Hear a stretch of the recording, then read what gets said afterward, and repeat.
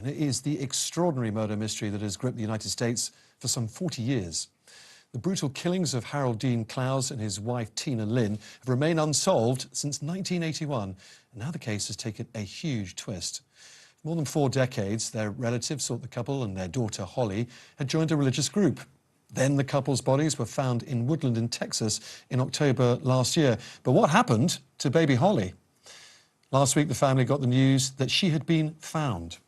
We'll speak exclusively to Holly's grandmother and aunt in a few minutes. But first, let's go to Texas, where Houston Chronicle reporter St. John Barnard-Smith, who broke this pretty extraordinary story, joins me now. St. John, good evening. Quite a story. Tell us the background. How do we get to this point? It is quite a tale. It begins with a family leaving Florida back in 1980, moving to Texas near Dallas, and then disappearing. And right around that time, investigators near Houston end up finding 2 bodies in the woods. Those bodies are unidentified for 4 decades, despite their best efforts. And then earlier this year, 2 genealogists uploaded a DNA sample from that into a family tree website, and they were able to figure out who this couple was. That ends up leading to a new question of where is their missing daughter? This family had a young baby named Holly Marie, whose body was never found. The investigation goes on for several months. The Texas Attorney General's office takes it, and lo and behold, last week, they announced the amazing results that she's in fact alive, living in Oklahoma with a family and 5 children and 2 grandchildren of her own. It's an incredible story. It really is. Joy at finding Holly, but Tina and Harold's murder, of course, still remains unsolved. That's exactly right. It's a total mystery. What we know is that back in the day, the family received a call from some people who may have been in a cult about a car that was their car, and this cult drove the car back to them and said that Harold and Tina had joined a cult and renounced their worldly possessions and didn't want contact with their family. And that is really the only major information that they have. And so I guess that's what they're looking into. Well, we're going to go to Holly's grandmother in a moment, but St. John, so far, they always discovered that their granddaughter even existed still last week. They've had one meeting, but over Zoom. They haven't yet met face-to-face. That's exactly right. Investigators walked into her workplace Tuesday of last week and told her what was going on.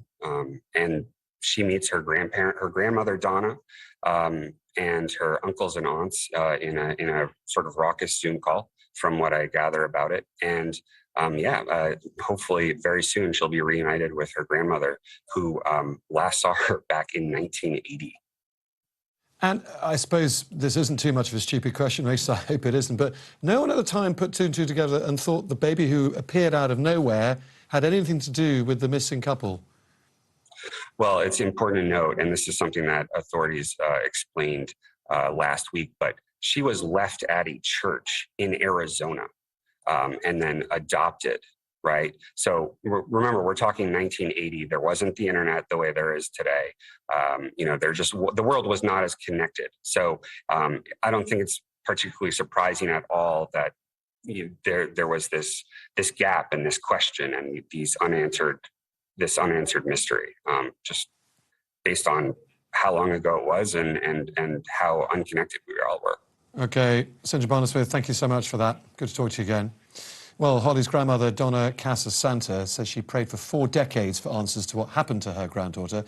She now has some. And she joins me alongside Holly's Aunt Debbie now from their home in Florida. Donna, good evening. Very good to talk to you. Debbie, too. In the space of 8 months, you've had more answers than you've had in 40 years.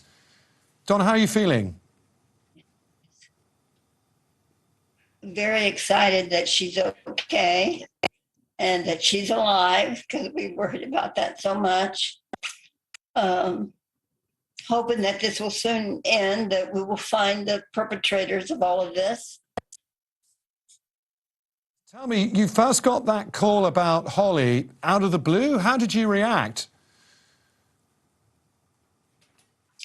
Oh, well, after all these years and all this praying and hoping and believing and trusting that we would find her and she would be okay. It happened. It's a miracle from God, I'm quite sure. Debbie, we were all just so happy and ecstatic over all of it. Yeah, and Debbie, and it's hard to believe that it came out to be good. He's asking me. Yeah. Now look, Debbie, you've spoken to your niece on Zoom now for the first time. How was that for you? Oh, it was exciting. The moment I looked at her, you could see right away, she's definitely a Clouse.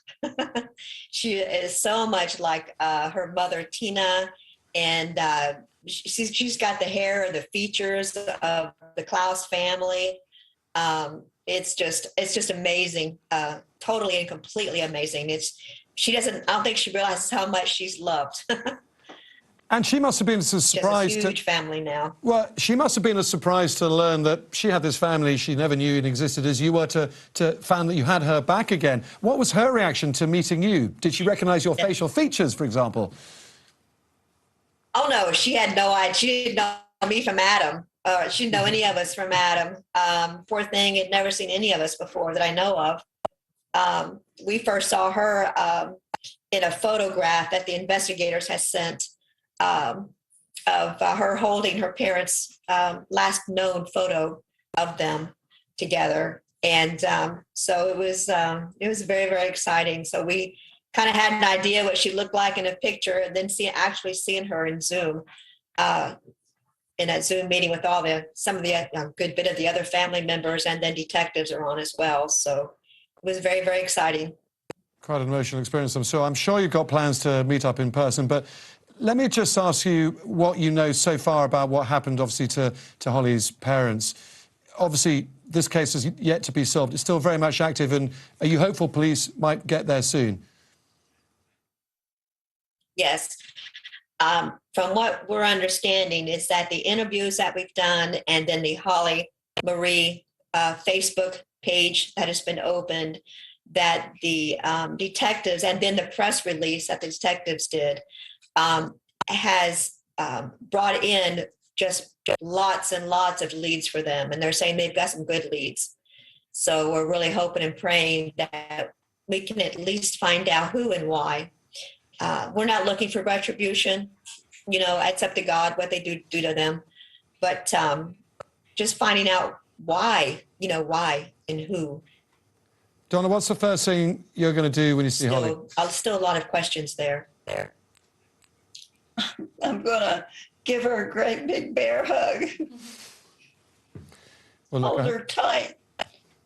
All the years we've missed together,